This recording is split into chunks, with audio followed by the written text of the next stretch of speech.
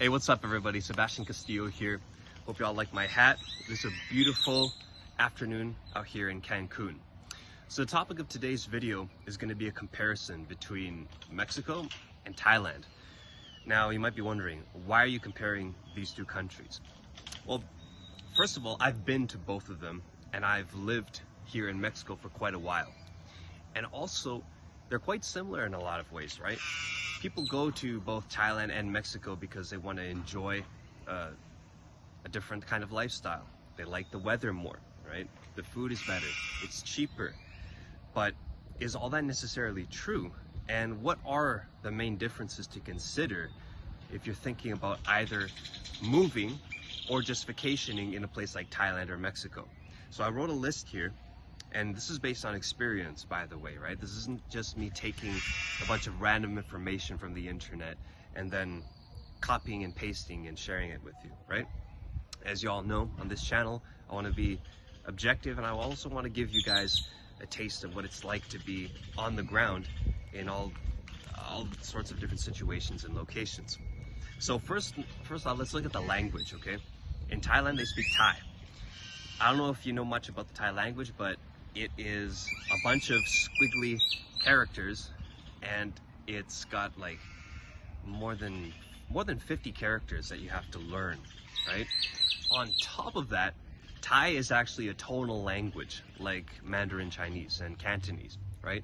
So one character might have different inflections which change the meaning, right? So overall, this is actually a pretty tough language to learn, especially if you're European or you speak English or something like that as your primary means of communication. On the other hand, in Mexico they speak Spanish, which is objectively way easier because you don't have to learn a new alphabet, and plus a lot of words in Spanish are based on Latin, and English is also based on Latin. So you actually have a few words in common, which isn't necessarily the case in Thai, right? So generally speaking, there's going to be less of a language barrier if you come to Mexico than if you go to Thailand. Although, truth be told, in a lot of tourist spots like Pattaya and Bangkok and whatnot, there are plenty of people that speak English, and you'll get access to things in English. Like if you go to nice hotels, nice restaurants, waiters and staff, service staff will speak some English, right? But it's the same thing here in Mexico. So the language barrier isn't too much of an issue. Secondly, legal status. So here's the thing. If you're not Thai, you're never gonna be Thai. Even if you live there all your life, even if you learn the language, you marry into a Thai family, you have mixed race children, you are not gonna be Thai. Thai people never look at you as one of their own, even though you might have the utmost respect for their culture and everything about their country. On the other hand, in Mexico, anyone can be Mexican. Now, whether people treat you as a Mexican or not is something that remains to be seen, because it is possible to learn Spanish to the point where you have no accent. And so in my case, for example, where I'm obviously pretty pale in comparison to most people here, I can still be accepted into society here as a Mexican. And if we're talking about legal status, I already am, because I'm already a Mexican citizen, right? I have, and I get to enjoy the same rights and privileges as any other Mexican national over here, even though on the surface, and because I still have an accent when I speak Spanish, that might not always be the case. So if we compare Mexico and Thailand in the case of legal status, you definitely have some advantages in Mexico if you plan to stay long term. Because in Thailand, you can't even buy property unless it's in a Thai person's name. I mean, correct me if I'm wrong, but what tends to happen is people will get married to a Thai national, and then they'll buy property in the name of their spouse or something like that. Unfortunately, that tends to lead to a lot of problems, because if a couple gets divorced, then guess what? All that property that you invested your time and energy into now belongs to your spouse, and you're left with nothing. Whereas here in Mexico, even as a foreigner, you can still invest in property and it's yours. So the next point here is prices, okay? Now, the last time I was in Thailand was in 2018, and before that, the first time was in 2015, and it was pretty cheap, not gonna lie. I did have a lot of things paid for because I had a really good Thai friend there who helped me out, but generally speaking, even though I haven't been there for a while and I'm living in Mexico now, I would say that Thailand is still going to be a little bit cheaper than Mexico in a lot of ways, right? My views on that might be a bit skewed because I live in Cancun, which is one of the more touristy parts. Well, actually, it is one of the more touristy parts of the country.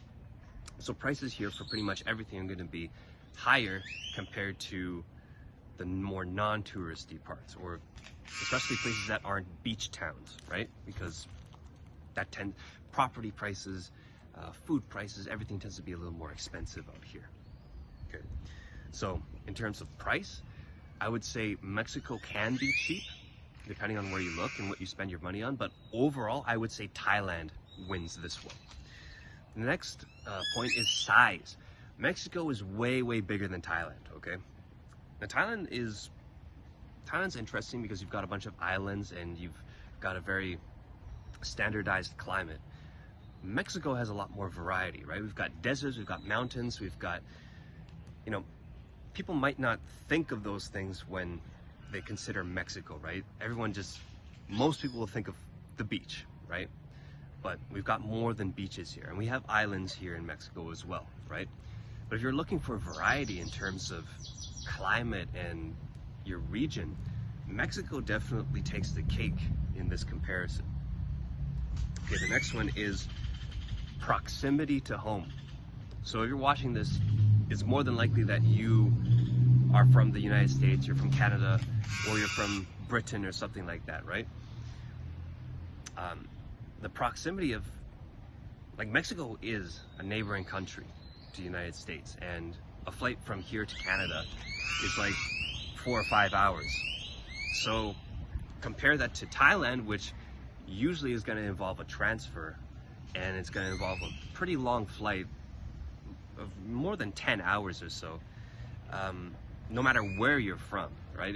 If you're in Asia or something, it's a different story. But if you're from the States, Canada, UK, Australia, you're looking at a pretty long flight, and it's not, you're in a different situation, right? If I wanted to go back to Canada right now, which I don't, I could do it, and I could be back talking to my parents, hanging out with friends in the same day.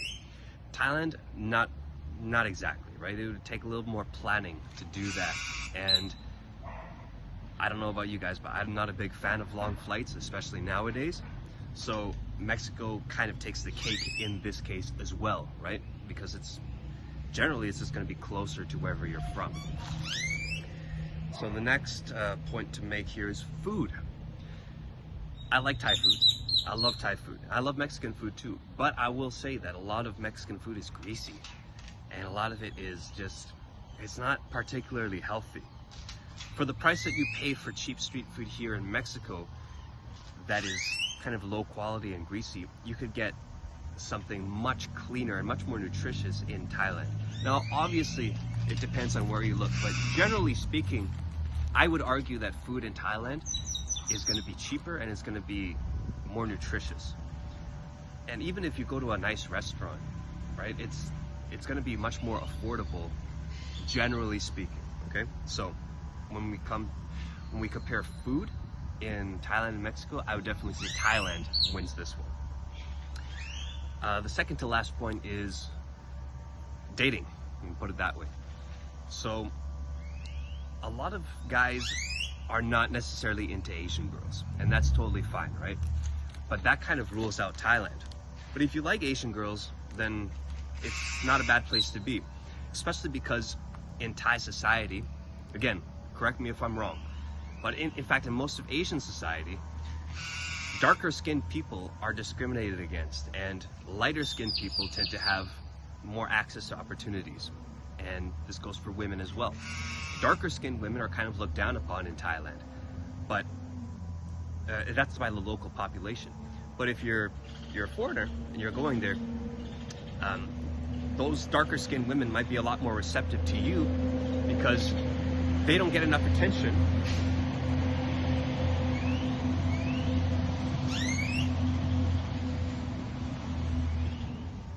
Because they don't get enough attention from local guys.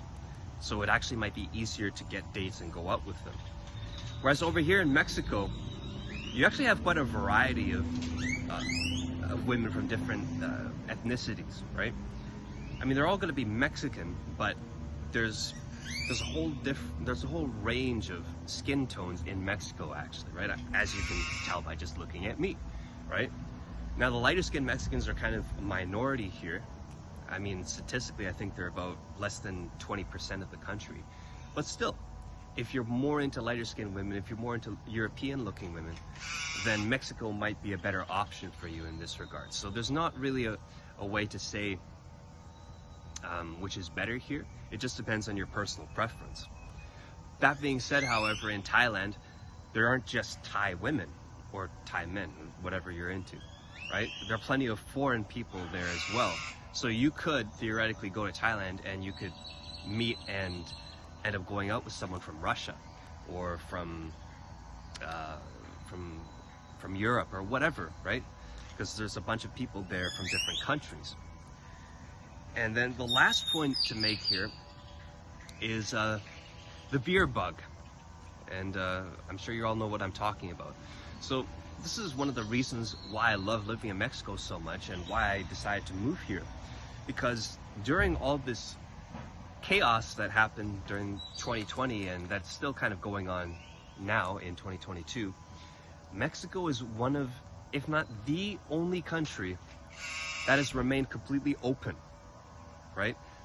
No test, no jibber jab required to enter or leave, right?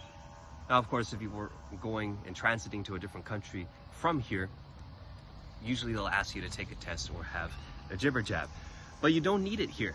They don't discriminate, right? I mean, they still ask you to wear a mask in certain places, and I just tell them to fuck off because I don't do that shit. I'm not a slave. But generally speaking, Mexico, it has performed way, way better than pretty much every single country on the planet. So if that's something very important to you, if personal freedom and not having to deal with that kind of crap is important to you, then yeah, Mexico's great. On the other hand, again, correct me if I'm wrong, but Thailand hasn't done such a good job here, right? In Thailand, I don't think Thailand was even open for tourists up until a few months ago. And even then, they've got these special quarantine programs and you have to have the jibber jab or something like that, or at least take tests, which I don't know about you, but I don't want to waste my time doing that, right? If I'm going somewhere to have a vacation or to set roots and live for an extended period of time, I don't really want to deal with a country that has already shown it's going to act in a very authoritarian way and strip me of my rights, right? Because the thing is, as a foreigner and as a visitor, you are already at a bit of a disadvantage, legally speaking and culturally speaking. So to add this problem into the mix just kind of makes it worse. So in the case of the beer bug, Mexico definitely wins. So guys, hope you liked this video. Hope it was informative to you.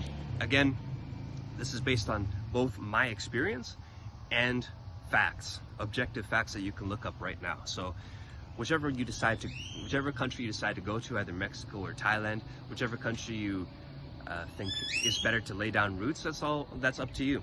I'm just here to present you information that I think is important. So anyways guys, if you felt like this video was helpful for you, give it a like, hit the notification bell, subscribe, and please let me know what you think. Share your thoughts, because this is super important, right? If other people see this video and they read what you have to say about your experiences, then they'll get a better idea of what kind of decision they should make, right? So again, hope it was helpful. Have a great day. Take care.